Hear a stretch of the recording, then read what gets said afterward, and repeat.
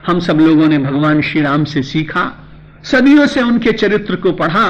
संपत्ति मिले तो अच्छी बात, लेकिन संपत्ति मिलते मिलते भी कभी विपत्ति भी आ जाए तो उस विपत्ति को न मानकर उसे भी भगवत प्रसाद मानने का मन में प्रयत्न हो। और जब भगवान श्री राम चल पड़े, अकेले ही तो जा रहे हैं, कथा सबको मालूम, इतिहास सबको ज्ञात है, लेकिन परोपकारी लोगों की जो एक तालिका है, जिन्होंने अपने जीवन को धन्य बनाने का प्रयत्न किया, और उस समय दिखाई पड़ता है युद्ध से पूर्व जब सीता जी का अपहरण हो गया। सीता का अपहरण हुआ, ये बिल्कुल ठीक बात। दूसरी तरह से देखें तो हमारे देश में एक बड़ी विचित्र बात है, यदि कोई विदेशी यहां अतिथि बनकर आए तो हम उसको बहुत सत्कार करते हैं, और यदि कोई विदेशी आक्रांता बनकर आए तो यहां का पक्षी भी उसका सामना करने के लिए खड़ा हो जाता है। आज की बात जाने दीजिए, आज तो विदेशियों को बार बार सब क्षेत्रों में आमंत्रण देकर देश कैसा हो जाएगा इस पर बिना विचार के सब लोग काम कर रहे हैं। गांधी जी तक ये विचार चलता था कि देश में स्वदेश की शक्ति है, स्वदेश की ऊर्जा है, स्वदेश का व्यक्ति इतना प्रतिभाशाली है, उसको अवसर मिलने चाहिए। लेकिन 45 वर्ष बीत जाने के बाद मानो हम सब लोग निराश हो गए।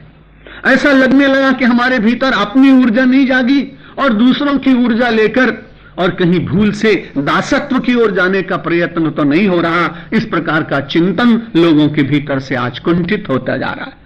लेकिन वो युद्ध का मैदान, और जिसके सामने कोई नहीं है, पुकार रही है भारतीय संस्कृति रूपी सीता कि मेरा अपहरण एक विदेशी करके ले जा रहा है, कोई आएगा मेरा रक्षण करने के लिए।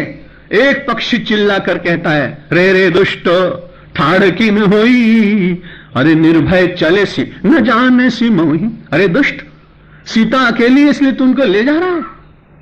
अगर तू यहां साधु बनकर आता, यति बनकर, ठीक बनकर आता, अतिथि बनकर आता तो हम तेरे लिए पावड़े बिछाते, पलक बिछाते। लेकिन तू भारतीय संस्कृति का अपहरण करने के लिए आया, सीता को ले जाना चाहता है। अरे दुष्ट, खड़ा हो जा, कोई दूसरा नहीं तो कोई चिंता की बात नहीं, मैं तो हूं भारतीय भूमि का पक्षी, मैं तेरा सामना करूंगा। रे रे दुष्ट ठाड़ किन होई, निर्भय चले से न जाने से मोही, तू मुझे जानता नहीं। अचोचन मारे विदारे सिते ही, और भय दंड भर मूर्छा जई। अपने चंचुप प्रहार के द्वारा रावण को उसने धराशायी कर दिया, मूर्छित हो गया। लेकिन उसने अपने कराल कृपाण से उसके दोनों पंख काट दिए। बड़ी अद्भुत बात है, भगवान श्री राम का स्मरण कर रहा है। कहां तो यह कहा जाता है कि अंतकाल में बड़े बड़े अच्छे लोगों को राम का स्मरण होता नहीं, और कहां वो आमिष भोगी पक्षी अपने एक परोपकार के सेवा के कर्तव्य का पालन करने से आज उसे इतनी शक्ति आ गई। कोटि कोटि मुनि यतन कराही, कि अंतराम कही आवत नहीं। कोटि कोटि मुनि और कोटि कोटि प्रयत्न करने पर भी कई बार असमर्थ होते हैं कि प्रभु का नाम नहीं निकलता। लेकिन आज गृधराज बड़ा धन्य है। धन्योस्तु को यस्तु परोपकारी। आज वो धन्य है कि उसके मुंह से प्रभु का नाम निकल रहा है। प्राण उसके निकलना चाहते हैं लेकिन प्रतीक्षा है, और वो सोच रहा है कि मैं जब तक संदेश न दे दूं। मुझे तो ऐसा लगता है कि इस देश में बहुत कम लोग हुए जिनको इच्छा मृत्यु प्राप्त हुई। भीष्म पितामह का नाम लिया जाता है, लेकिन जब मैं इस संदर्भ में जटायु को देखता हूं तब मुझे ऐसा लगता है, अरे तुम भी तो इच्छा मृत्यु को प्राप्त करने वालों की पंक्ति में थे, क्योंकि इतना प्रहार हुआ था कि प्राण तो जा सकते थे। लेकिन प्रतीक्षा है कि राम का मिलन होना चाहिए। जिसके लिए मैंने उत्सर्ग किया है उसको मैं संदेश दे सकूं कि वो सीता किधर गई हैं और भगवान आए। आप सबने प्रसंग सुना है, अच्छी तरह से विस्तार नहीं करूंगा। और इसलिए भगवान ने तुरंत उनको और अपनी गोद में ली है। गोद में लेने के बाद आज भगवान को पहली बार अयोध्या याद आई। इतने वर्ष बीत गए थे, इतने दिन बीत गए थे, अयोध्या याद नहीं आई थी। आज अयोध्या याद आई।